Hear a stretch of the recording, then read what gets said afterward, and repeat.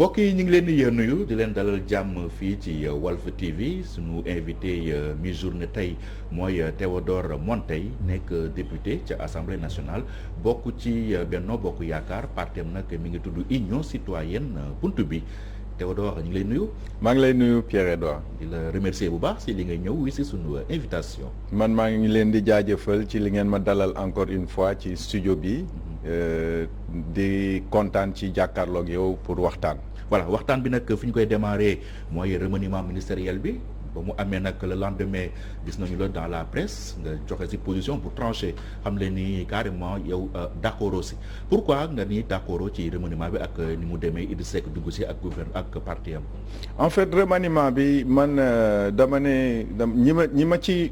questionné ñi ma ci laaj dama leen nekk bettu ma. remaniement bi bettu ma parce que depuis bi ñuy wax affaire yi dialogue politique xamoon naa ne am na lu doon ruumandaat mais dañ ko gisaguloon rek mais xamoon nañ lan la nar a jur parce que dëkk dafa am nuñ ko war a tëralee surtout dëkk boo xam ne dafay dox ci démocratie dëkk buy dox ci démocratie dañ naan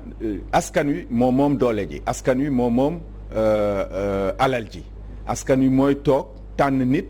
jox ko ne ko yow lañ wóolu dénk nañ la doole ji dénk nañ la alal ji ci diir bu diir boobu jotee ñu natt xool ndax dañ lay delloowaat wala ndax dañuy jox keneen yow nag bu ñu la joxee doole ji jox la alal wi askan wi wóolu la soxlaatul ngay dem di dugg ci néeg di waxtaan ak ay nit pour liggéey ci gannaaw askan wi. dafa am deal loolu nga yaakaar. dafa am deal man loolu laa yaakaar man bu ma déggee dialogue politique rek ay politiciens bu ñu dajee di waxtaan rek daf may tiital. parce que politicien askanam la war a waxtaanal yow da nga joxe programme da nga wax lii ak lii ak lii laay def nii ak nii laa koy doxalee askan wi wóolu la jox la donc yow yaa yore doole ji dialogue ci république wala ci même démocratie dafa war a nekk lu permanent. waaw dialogue dafa war a lu nekk permanent moo tax ci démocratie ñu teg li ñuy wax penc ndaw réew mi penc ndaw réew mi ñu yónni fa représentants yi député yi waaw mais essentielu classe politique bi dañ fa war a nekk bu ñu nekkee ci démocratie bu baax dañuy am assemblée bu équilibré lieu dialogue politique assemblée nationale la lieu dialogue politique nekkul ci biir néeg parce que askan wi yónniwu la pour ngeen daje di waxtaan ci gannaawam bu fekkee ne waxtaan dafa jot askan wi war na mën a toog waxtaan ak yow waxtaan boobu ngay waxtaan ak askan wi moom ngay def en temps de campagne électorale wax ko ni lii ak lii laa xalaat ne fii la Sénégal toll fële laa ko bëgg a yóbbu nii ak nii yoon bi laay jaar alal ji laa ciy def et cetera loolu mu nekk programme booy tënk jagleel ko askan wi mu wóolu la jox la doole ji mais bu ñu la wóoloo jox la doole ji yow soxlaatul ngay oo nit pour di ko laaj naka laay diriger. waaw mais dialogue boobu au-delà de le justifier mën nañ ko sax expliquer ndaxte dañoo génnoon ci ay élections yoo xam ni opposition bi daf ko contesté ne ñoom reconnaître. waaw mais ñan ñoo contesté woon dialogue boobu ñi ko contesté ñoo contesté woon élection yooyu ñi ko contesté tey ñoo ñëw. pour dugg ci gouvernement yow nga ne kii ñu fal tey d'accord ma ne président la élection amu fi woon après nga ñëw dugg ci gouvernement yi loolu mooy firndeel ne que yow démb ak tey yëpp dëgg soxalu la woon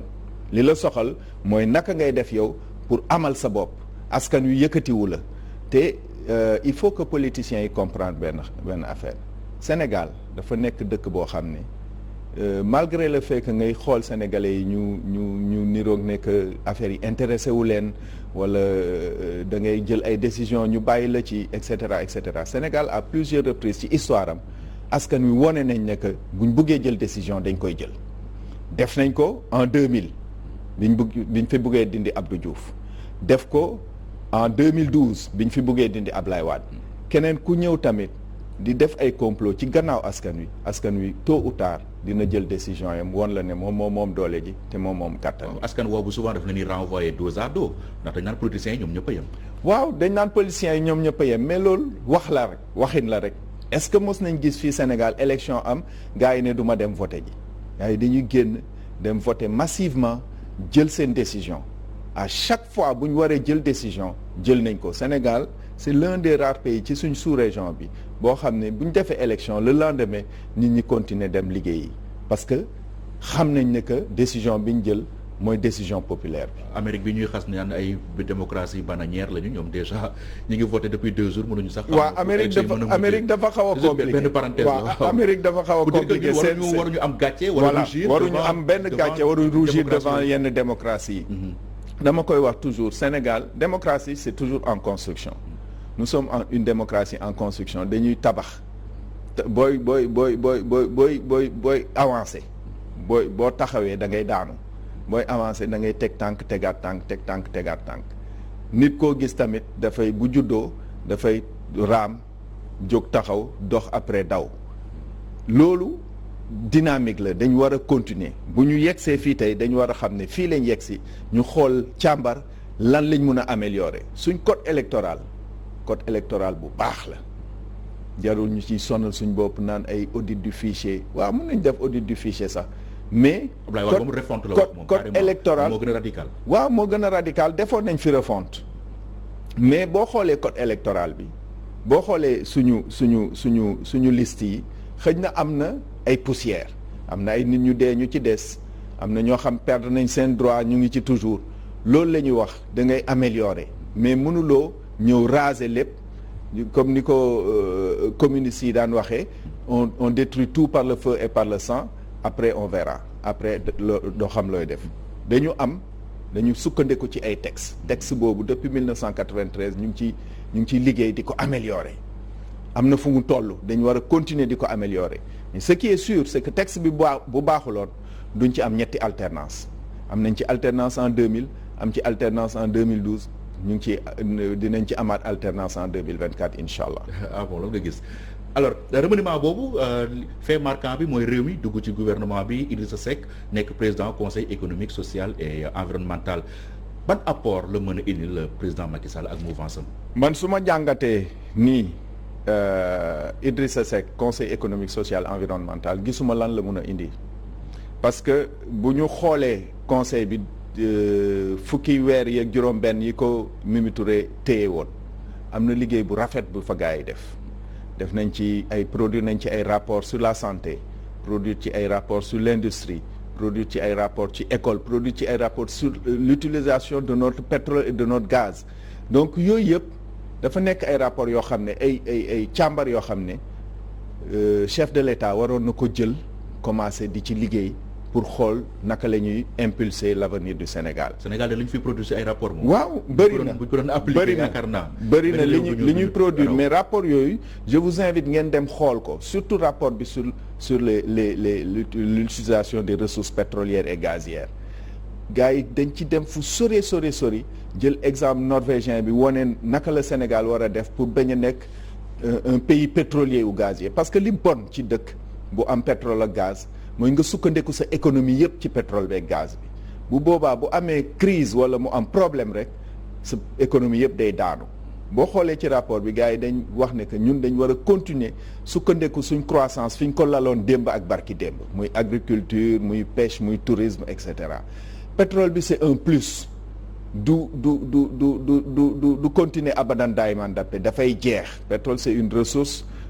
épuisable donc dañ war a xam ni ressources yooyu du lu ñu war a utiliser tey dañ ko war a denc pour askan wi pour ëllëg pour xale yi juddu suba ak gannaaw suba donc boo xoolee rapport bi yooyu leen ci wane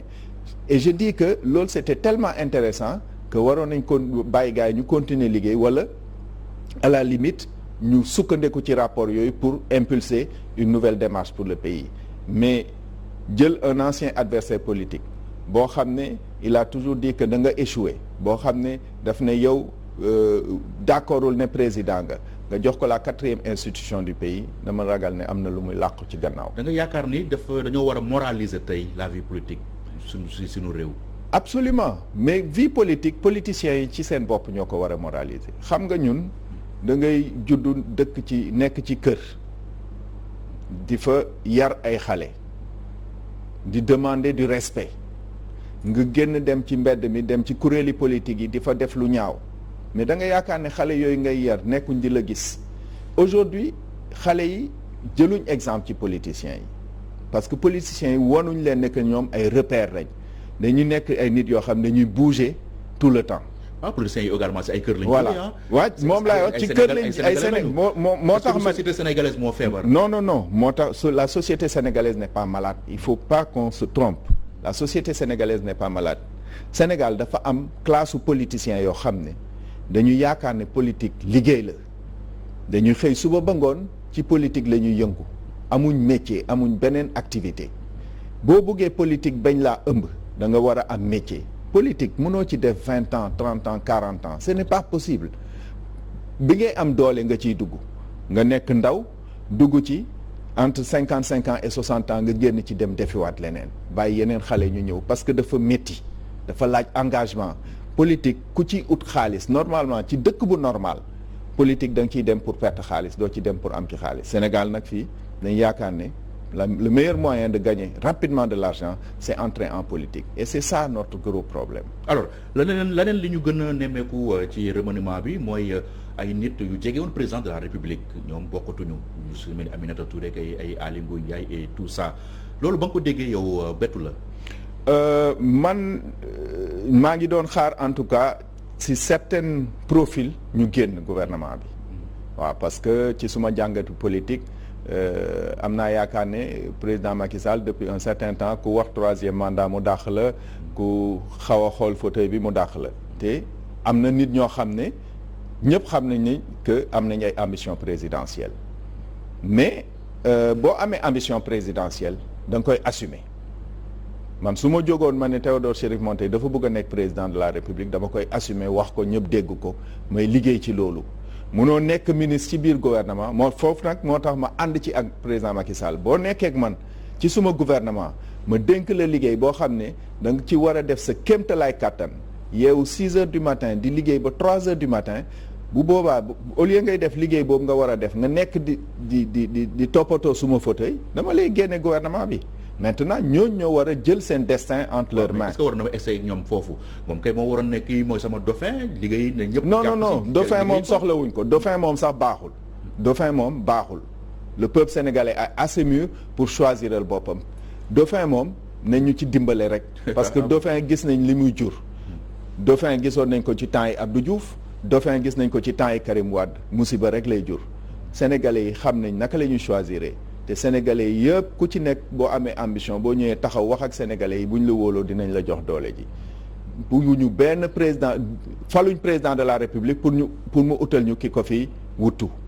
na liggéeyam dem keneen ñëw loolu lañ bëgg. le fait que mu écarté ñooñu ñu tudd léegi est-ce que du conforter ñi nga xam ni yàgg nañu yaakaar ni président dafa bëgg 3e mandat. ñu bëri ñu ngi koy wax mais man li ma gëm mooy que ne du ut 3e mandat. nga teg ko fan. ma teg ko ci ne d'abord ndaw la am na une bonne lecture politique xam nga da koy wax ne na politique amu ci maître am na une bonne lecture politique te xam na histoire du Sénégal barki démb la diggante 2011 ak 2012 Abdoulaye Wade dirigé wul Sénégal c'est-à-dire jour bi ñu xamee ne que dafa bëgg a nekk président ci le pays est complètement ingouvernable sénégalais yi taxaw temm ne loolu du fi am conseil constitutionnel am bi nga xam ne moom moo koy manipuler d'accord candidature am sénégalais yi ne ko même su dee loolu buñ demee ci urne yi dañ lay dàq te loolu lañ def fii ku fi def loo fi warta def les sénégalais ils sont mûrs c'est un peuple qui sait faire des choix président bu fi bëgg a def loo fi warta def sénégalais yi ñoo la faloon ñoom ñoo lay folli. est-ce que tey bu fekkee abandonné thèse 3e mandat boobu Idrissa Seck war na mën a nekk candidat. man loolu laa yaakaar bi ma gisee gouvernement bi loolu laa njëkk a xalaat. dama ne boo xoolee parcours yi Idrissa Seck moom daf lay wax ne dafa judd pour nekk président de la République born to be president donc Idrissa Seck Ablaye Wade nax na ko ci loolu nee na ko di ko biirawaatee voilà nee na ko indil xaalis bi nga jël noonu indi ko boo ma ci joxee ma campagne su ma defee ñetti at daal di la jox place bi mu ñëw boo ko ne di nga nekk président rek dootul xalaatati dara am naa yaakaar nag ne que président Macky Sall loolu la ko woon nee na ko daal kaay ñu liggéey ensemble bu 2024 nga nekk candidat ma jàppale la nga nekk président loolu moom xam naa ne wax ji daal warut sori foofu. finalement kan moo siy gagné si ñoom ñaar seen alliance. jeu de dupe la xam nga loolu la ñuy wax jeu de dupe ñaari borom sikkim buñ jàkkaarloo ku ci nekk téye sikkimi moromam xam nga boo xëccee ndànk ma xëcc ndànk mais boo xëccee bu fort ma xëcc bu fort loolu la ñuy wax jeu de dupe tu me tires la barbe je te tire la barbe boo forcé ma forcé léegi nag kan mooy gagné ñoom ñaar rek a xam li wóor ba wóor mooy que ne ñaari politiciens ñaari kàngaam lañ ci politique ku ci nekk nag am na looy xalaat mais dama yaakaar ne ci suma jàngat bu ñu xoolee bu peuple sénégalais bi xoolee ñoom ñaar ñëpp lay desservir. Alors avenir Benno Bokk Yaakaar dans tout ça déjà y a des remous au parti socialiste yéen union citoyenne buntu bi yéen a ngi jël ay positions yu xaw a contraire ak li groupe bi yëpp xalaat et tout ça est-ce que yaakaaroon ni li am nii bu jógee ci coow APR bi ñëw infecté Benno Bokk Yaakaar. yaakaaruma ne dina affecté Benno Bokk Yaakaar parce que xam nga Sénégal Afrique sax laay wax kuréelu politique yi chef la ñuy am dañ naan njiit li. borom dëkk bi buur et cetera donc chef lu mu wax moom la ñëpp di def te boo xoolee coalition yi politique yi Sénégal ni ñuy doxee chef bi mooy def lépp mooy tànn nit ñi mooy wax kii mooy nekk député mooy wax kii mooy nekk ministre mooy wax kii mooy nekk directeur général voilà chaise yi ñu réunion moo koy jënd loolu nag boo ko d'accordé da nga naan muut mbaa mott loolu rek la mun a demee bu fekkee ne nag yow loolu schéma boobu dugguloo ci kenn mënu laa téye ñun de union citoyenne buntu bi 2024 demuñ ak Benno Bokk Yaakaar loolu lu leer la parce que ñun ñu ngi bind suñu programme ñu ngi koy tuddee Sénégal entreprenant et solidaire. da ngeen am seen candidat boobu. dañuy am suñ candidat boobu loolu lu leer la. mais léegi sa liberté de ton bi fan nga ko jëlee parce que dañoo gis ni boo bokkee ci benn coalition wala benn parti da ngay ànd ak mouvance bi lu ñu wax rek nga ni gongo même boo d'accord sa doo exprimer publiquement sa désaccord. ci yar bi la. baay jàngalekat yaay jàngalekat suñu kër liberté d'expression la woon dañu amoon ce qu'on appelle l'arbre à palabre ku nekk am nga droit dans le respect de la hiérarchie de la famille wax li nga xalaat loolu nag ci lañ ma yar wax li ma xalaat mënuma suma gëm-gëm ak suma yar mayuma ma xalaat dara bañ ko wax mun naa yar mun na tax ma wala kersa mun na tax ma atténuer li may wax mais li ma xalaat moom toujours dama koy wax te nag loolu tax ma def de telle sorte que damay bañ nit jàttang ma wala nit tënk ma waaw. ah mais justement boo demee ba d'accord too ak li président Macky Sall di def ak et tout ça mais est-ce que doo génn rek bàyyil ko. non politique bi muy def intéressé wu ma li ma intéressé mooy programme yi mu teg. looloo ma indi woon ci coalition Macky 2012 yoonu yokkute loolu moo ma indi ci Benno Bokk Yaakaar plan Sénégal émergent dama gëm ne ay programme yu baax la pour Sénégal ci jamono ji Sénégal toll la structuration de notre économie était importante te loolu moo nekkoon au cœur de son programme loolu nag moo tax ma ànd ak moom ba tey te damay continuer di ànd ak moom ci loolu parce que Sénégal dafa soxla loolu ñu ngi def mu ngi liggéey bu rafet ci du point de vue du programme et des investissements boo xoolee infrastructure yi mu ngi gën a yokku boo xoolee yenn orientation yi du point de vue du transport ñu ngi koy modifier et cetera l'idée des villes nouvelles même si par ailleurs je ne suis pas toujours d'accord avec l'implantation au niveau de Diamniadio yooyu yëpp c'est des trucs yoo xam ne dama ci d'accord te dafa nekk ci ñun li ñuy xalaat donc ci loolu laa koy accompagner. Maintenant ces prises de décision politique vraiment à l'heure actuelle intéressé tuma mais le fait que ngeen affiché que ni 2024 di ngeen am candidat loolu est-ce que du gën a xajamal seen relation. non du xajamal suñu relation ñun ñu ngi koy accompagner de façon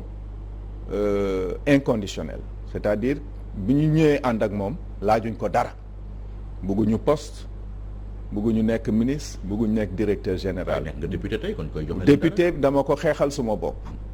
dama jël suma liste union citoyenne bunt bi dem jàkkaarloog askan wi ñu fal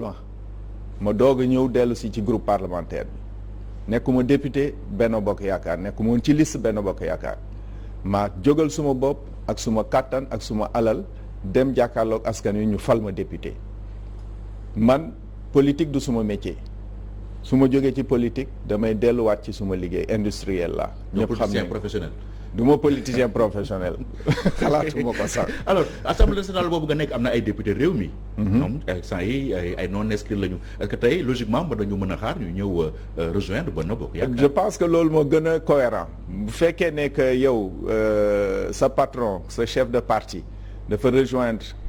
pouvoir bi. mënutoo nekk à la marge ne député non inscrit la wala opposition la wala di xas gouvernement bi fi mu nekk nii moom loolu rek a ci des dina métti trop nag ci ñoom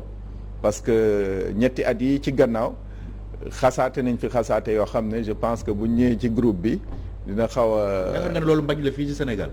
Non nit ku wax dara. bettul kenn du bett kenn du bett kenn loolu nag moo bon ci politique parce que loolu moo tax xale yi. loolu moo tax xale yi du ñu am kii. du ñu am politiciens yi nekkatuñu repère ci ñoom. politiciens yi nekkatuñu repère ci ñoom parce que di gis nit mu naan defal lii après moom muy def leneen. vraiment loolu du nekk loo xam ne lu rafet la loo xam ne war nañ ko mën a conseiller aux enfants pour demain. voilà ñu des ci assemblée nationale boobu ba léegi ndaxte ba fi mbënd bi wulee ñaay fii ci Sénégal dañoo mettroon sur pied benn mission d'information yow mission boobu ci nga bokk nekk sax rapporteur bi ngeen tolloon ci 15 ministres boobu ba léegi nawetu daaw jeex na ba ñu ngi séentuwaat sax nawetu déwén mais ba léegi gisuñu dara ci li ngeen prévoir li ngeen bind ci seen rapport. waaw mën nga ñu ci leeral dara. waaw liggéey bi Pierre-Edouard dafa nekk liggéey boo xam ne dafa yaatu woon d'abord dañ waroon a càmbar kayit yi dañ teg benn plan de lutte contre les inondations maanaam benn programme boo xam day xeex mbënd mi ñu war a càmbar kayit yi lan moo lal programme boobu boo càmbaree kayit yi ba pare war nga ñi ko séqoon déglu leen boo leen dégloo ba pare war nga dem ci terrain bi xool est-ce que liñ la wax méngoo na ak li nekk ci terrain bi boo defee loolu ba pare nga évaluer plan bi xool fan la toll tey mun a jagleel benn génne ay conclusion jagleel sa rapport loolu nag liggéey bu ñu dénkoon la ci diiru weer 15 députés fukki députés yeeg juróom yi ko séqoon wër nañ Sénégal wërngal këpp interroger nañ ministres yi interroger nañ directeurs yi xool nañ documents yi saytu nañ ko fi mu nekk nii information yëpp dajale nañ ko tàmbali mbind mi di corriger di ko defar pour mun ko jagleel autorité bi ñu dénkoon liggéey bi waxuñ ci nag lu bëri ci presse bi parce que dañ amoon code de conduite bu ñu doon tere ñu waxtaanee ko parce que nit bu ñëwee boo auditionné benn ministre mu jox lay information munoo jël information yi génne ko ci biti parce que xamagoo information boobu ndax dëgg la wala du dëgg xamagoo lan moo ci nekk donc loolu yëpp dañ ko war et puis dañ ñu dénk liggéey nit ki la dénk liggéey munoo muy xaar liggéey bi mu la dénk nga gis ko ci biti gis ko ci mbedd mi donc loolu yëpp dañ ko defar ba mu sotti bu subaa incha allah ñu jégleel président assemblée nationale rapport. waaye ñàkk communication boobu souvent li muy jur mooy ay rumeur. waaw la preuve démb dañoo xëy rek ci journaux yi ñu ni yéen 15 députés yi nekkoon ci mission d'information boobu ku ci nekk jox nañ la 1,2 million. waaw xam nga Sénégal moom loo wax rumeur am maa ngi doon dégg benn jour chanteur bi Souleymane Faye mu ne Souleymane Faye moom biir na rek lañ ko mën a tiiñal waaye lu nekk mën nañ ko tiiñal Sénégal moom loo expliquer rumeur dina am. bu nit ñi waxee ne jox nañu 1,2 million même bu ñu fi nekkee naan joxuñu 1,2 million gars yi dañuy jàpp ne loolu la mais li leer ba leer mooy que fay benn député 1,2 million pour mission bi on a dégagé des fonds ça c'est clair génne nañ ay fonds pour que député yi mun a déplacer wu parce que da ngay jógee Dakar ah. fonds yi ñaata la toll. mënuma ko saytu nii fi ñu toog nii mais comme ni ma la ko waxee woon ci français bi. ku bugg am information yi boo ñëwee assemblée nationale di nga ci jot parce que amul dara luñ ciy nëbb defuñ amul benn dërëm mun naa ko waat buñ tegoon fii bible bi ma teg ci sama loxo waat ko ci amul benn dërëm buñ fay député bi pour mu dem ci poche am carburant la pour déplacement frais d'hôtel ak frais de nourriture pour mun a génn te liñ def Dakar joxuñ ci benn frais de déplacement député yi joxuñ ci benn frais d'hôtel. population bi aussi dañuy choqué bu ñu déggee ni inondation yi am na nit ñi nekk ci ay jafe-jafe ñu ne ñi def waroon def mission d'information ku nekk di jox na la ay per diem 1,2 million. waaw loolu mën na choqué population bi mais ma koy baamtuwaat man en tout cas nekkuma fi pour werante ak ay nit jox nañ ma lii jox nañ ma lële su ma nekkoon ci kuréel boo xam ne dañ fay joxe ku gaaw a daw lay doon mais mun naa la waatal ne ci fukki député yeeg juróom yi kenn recevoir ci benn dërëm bu jëm ci poche am. alors ñu jeexal ak assemblée nationale boobu ndaxte ba mbas mi amee Sénégal yëpp jaaxle coow li bëri si wàllum ceeb bu Mansour Faye beek li nga ak yeneen yi actualité assemblée nationale dana teg dañu gis yeneen réew yi nga xam ni su mel ni France ndax moom la ñu jël souvent di ko citer en exemple régulièrement les ministres qui y avaient en charge ce volet là dañ daan dem di exposer li nga xam ni moom mooy seen projet ak fa lañ toll ci mbir mi devant l'assemblée nationale pourquoi Sénégal tey assemblée nationale nekkoon en mode confinement durant toute la période de la crise. Non, Assemblée nationale nekkul en mode confinement ce qui s'est passé c'est que xam nga institution dafa am charte yu ko lal ñaari affaire ñoo am bi njëkk mooy que ne premier ministre amatul Sénégal donc dialogue bi diggante Assemblée nationale ak exécutif c'est devenu plus difficile ñaareel bi mooy que ne Sénégal dañu choisir def li ñuy wax loi d'habilitation c'est-à-dire bu amee problème yu mel ni ay pandémie wala mu mel ni guerre wala yenn yi président de la République dafay dugal ce qu'on appelle une loi d'habilitation loi la boo xam ne buñ ko voteelee daf koy permettre mu jël ay décisions rapidement mais démocratie mais loolu